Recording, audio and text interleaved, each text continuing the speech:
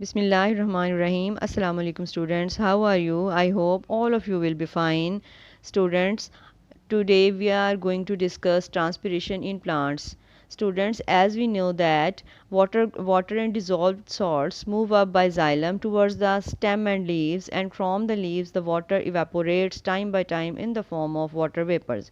Students, transpiration का क्या मतलब है? Transpiration का मतलब है बुखारात का हवा में शामिल होना।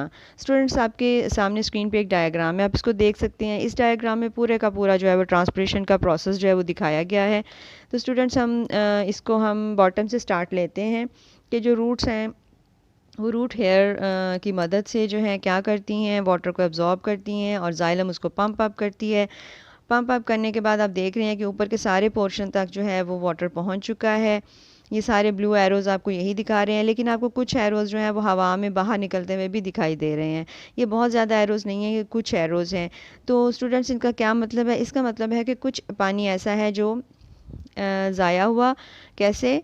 वाटर वेपर्स की सूरत में जो है वो इवेपोरेट हो गया ड्यू टू सनलाइट। तो स्टूडेंट्स, इसमें हम देख सकते हैं, ये आप फ़्लो जो है इसमें दिखाया गया है डायग्राम में कि वाटर का फ़्लो किस तरह से होता है। ये ओनली वन डायरेक्शनल होता है कि रूट्स ने वाटर को एब्जॉर्ब किया और जाइलम ने उसको पंप अप कर दिया।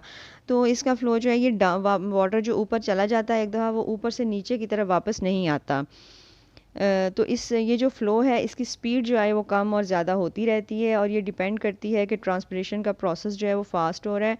अगर ट्रांसपिरेशन का प्रोसेस फ़ास्ट है तो उसके अकॉर्डिंग ही जो है वो रूट्स जो हैं वो फ़ौरन वाटर को एब्जॉर्ब करती जाती हैं सॉइल से, और उसको पंप अप तो जाइलम जो है वो पंप अप करती है। तो इस स्ट्रीम में, ये जो आपको स्ट्रीम नज़र आ रही है, इसमें फिर फ़्लो तेज़ होता है। जैसे ही ट्रांसपिरेशन रेट कम हो जाता है तो इसका फ़्लो भी कम हो जाता है। स्टूडेंट्स, आपको स्क्रीन पे जो इस वक्त जो डायग्राम नज़र आ रही है वो आपको स्टोमेटा नज़र आ रहे हैं, बहुत ही क्लियर। ये एक मैग्नीफाइंग ग्लास से दिखाए गए हैं। स्टोमेटा जो है वो ओपनिंग्स होती हैं जो लीफ की अंडर साइड पे होती हैं। ये क्या करती हैं? इनका काम ये होता है कि ये वाटर को इवेपोरेट करती हैं जब वेदर का जो है और ये डिपेंड किस पे करता है? Bright light, higher temperature, windy weather अगर होगा तो ट्रांसपिरेशन जो है वो उसका रेट ज़्यादा होगा, तो इसी तरह उतना ही ज़्यादा वाटर इवेपोरेट होगा। तो इसके अलावा अगर दूसरी सूरत में अगर लाइट कम होगी, टेम्परेचर लो होगा और वेदर जो है वो विंडी नहीं होगा, और हवा के अंदर यानी एयर में ह्यूमिडिटी ज़्यादा होगी, तो क्या होगा? जो ट्रांसपिरेशन का रेट है वो कम हो जाएगा, और इसी तरह जो है वो स्टोमेटा जो है वो कम वाटर को जो है वो इवेपोरेट करेंगे।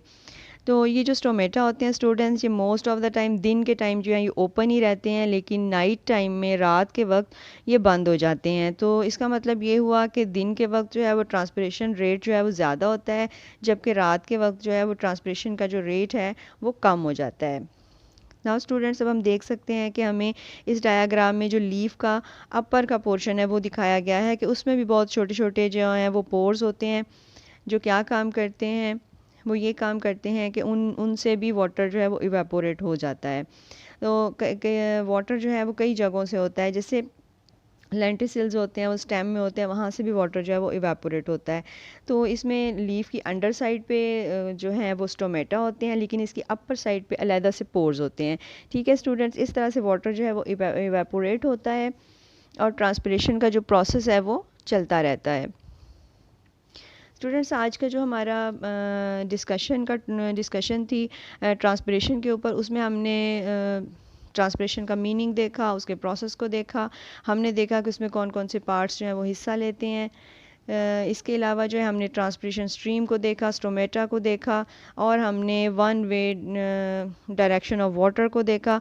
आई होप स्टूडेंट्स कि आप सबको बहुत अच्छे से समझ आ गया होगा। आप सब जो हैं वो एक बार अपनी बुक से इसको ज़रूर रीड कीजिएगा। Until the next discussion, Allah Hafiz, stay home, stay safe.